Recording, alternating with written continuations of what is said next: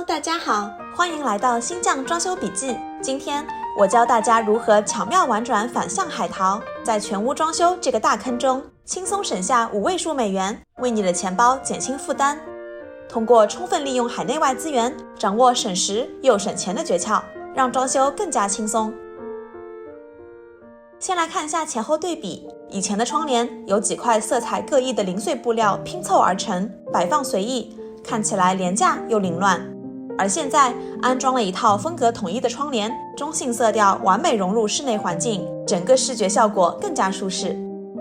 如果在美国当地定制窗帘，直接上网搜索热门网站，可以根据窗户尺寸估算价格，选择基础款窗帘，输入我家客厅窗户大小，一扇的报价范围从1400到3000美元不等，全屋的费用保守估计也要2万刀左右，实在是非常夸张。此外，因为物流供应链问题，即使是热门色号，也可能需要等待4-5个月才交货，真是费时费力。因此呢，就可以用我们万能的淘宝搜索窗帘，首页全是亲民的价格。我喜欢自然的亚麻材质，先订购了一些布料样品，寄给国内的家人把关。3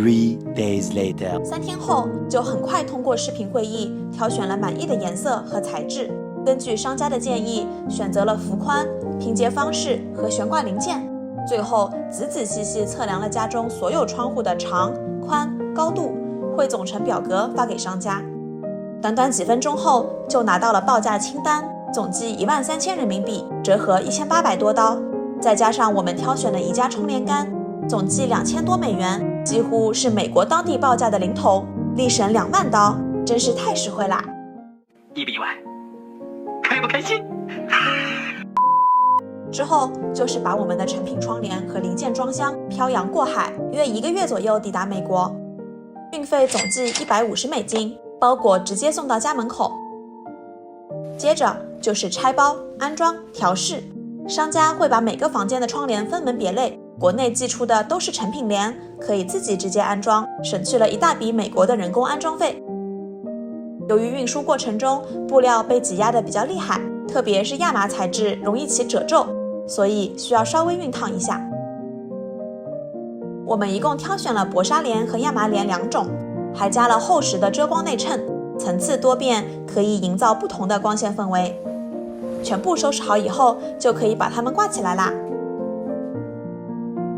首先安装窗帘杆，我们买了宜家2款粗细的杆子，分别适用于轻薄的纱帘和厚重的主帘。按说明书，操作不难，注意要确保水平，以及找好 stud 打洞。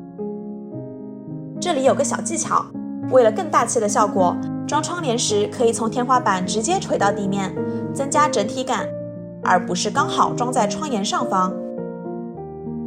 卧室的窗帘有了良好的遮光性，白天能午睡，熬夜了也不用担心早上被亮醒。